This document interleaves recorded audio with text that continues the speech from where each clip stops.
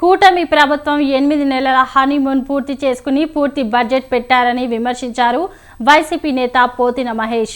ఈ బడ్జెట్ ప్రజల నోట్లు మట్టి కొట్టారని అన్నారు.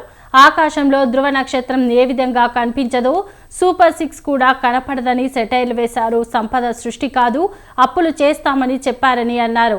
జగన్మోహన్ రెడ్డిపై విషం చిమ్మే ప్రయత్నం చేశారని మండిపడ్డారు. పేద ప్రజల జీవితాల్లో నవరత్నాల పేరుతో వెలుగులు నింపడం ఆర్థిక విధ్వంసమా అని ప్రశ్నించారు.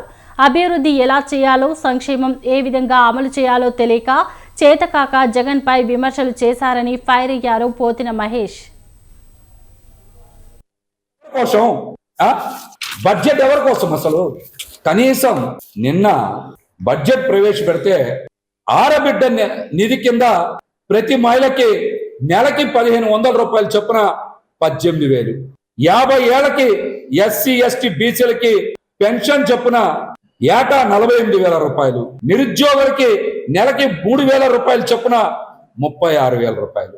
ఈ 3 ప్రధాన హామీలకి నేను బడ్జెట్ లో మంగళ పాడలేదా? తల్లికి వందనం పథకం కింద ఒక్కొక్క విద్యార్థికి 15,000 రూపాయలు ఇస్తామని చెప్పి బడ్జెట్ లో 12,450 కోట్ల రూపాయలు అవసరమైతే మీరు ఆ కేటాయింపులు కుదిర్చి 8,278 కోట్లుగా చూపించారు. అంటే మిగతా 4,200 కోట్ల రూపాయలు మీరు ఎవరనే కదా అర్థం. బడ్జెట్ ఎవరి కోసం?